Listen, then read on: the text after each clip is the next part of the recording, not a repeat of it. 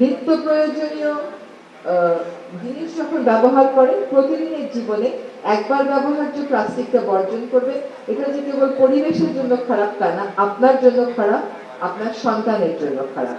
আমরা নিজেরা শব্দ করব না, আমাদের একটা খুবই শব্দের কালচার হয়ে গেছে।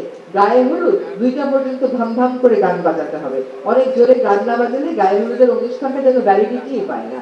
তো আমরা গান শুনবো, আমরা অন্যের বিরক্তি না করে ওই অভ্যাসে আসতে হবে যাতে করে আমাদের গানটা অন্যের বিরক্তির কারণ না হয়ে যায়। এরকম সামাজিক জীবনে অনেক কিছুই আমরা করি যেগুলো অন্যের বিরক্তির কারণ হয়ে যায়, অথচ কাজগুলো ভালো, কাজগুলো মানুষকে প্রশান্তি দেওয়ার কাজ, কিন্তু আমাদের করার ধরনটা এমন যে মানুষ এবং সমাজ বিরক্ত হয়ে যায়।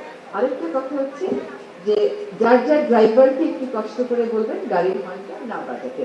ড্রাইভার তখন বলবে এই শহরে হর্ন না বাজিয়ে চলা সম্ভব না। আসলে চলা সম্ভব, শুধু গাড়ির গতিটা একটু কমাতে হবে। কারণ এই শহরে অনেক রাস্তায় কিন্তু রিক্সা চলে না, ফলে রিক্সা সামনে চলে আসবে, মানুষ সামনে চলে আসবে।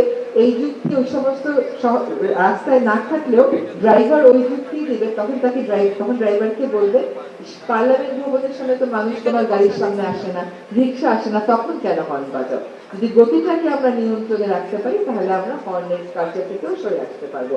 বন রক্ষায়, নদী রক্ষায়, খাল রক্ষায়, যার যার বাসার সামনে লেক রক্ষায় সকলকে আমাদের নিজেদেরকে সচেষ্ট হতে হবে। এবং কমিউনিটি ম্যানেজমেন্ট কিন্তু is the best form of management. Community যখন কনসিয়াস হয় অ্যান্ড রেসপন্সিবল হয় তখন সরকারের কাজটাও সহজ হয়ে যায়। আমি মনে করি আমার মডেল হচ্ছে কমিউনিটিকে ইনভলভ করে পরিবেশের সম্পদগুলোকে বাঁচিয়ে তোলা। আমরা অবশ্যই আশা করি যে আপনারা দায়িত্বশীল হবে, আপনারা অনেক বেশি মানবিক হবে। শুধুমাত্র মানবিক মানুষের জন্য হবেন না, প্রাণীকুলের জন্য মানবিক হবে। এখন দেখতে ভালো লাগে যে ঢাকা শহরে স্ট্রে ডগের সংখ্যা কিন্তু আস্তে আস্তে কমে যাচ্ছে, কারণ তরুণ প্রজন্ম তাদের দায়িত্ব নিতে শিখেছে। একটা দেশ কেমন ওটা যদি রাস্তায় তার স্ট্রে ডগের স্বাস্থ্য কেমন ওটা দেখলেই বোঝা যায়।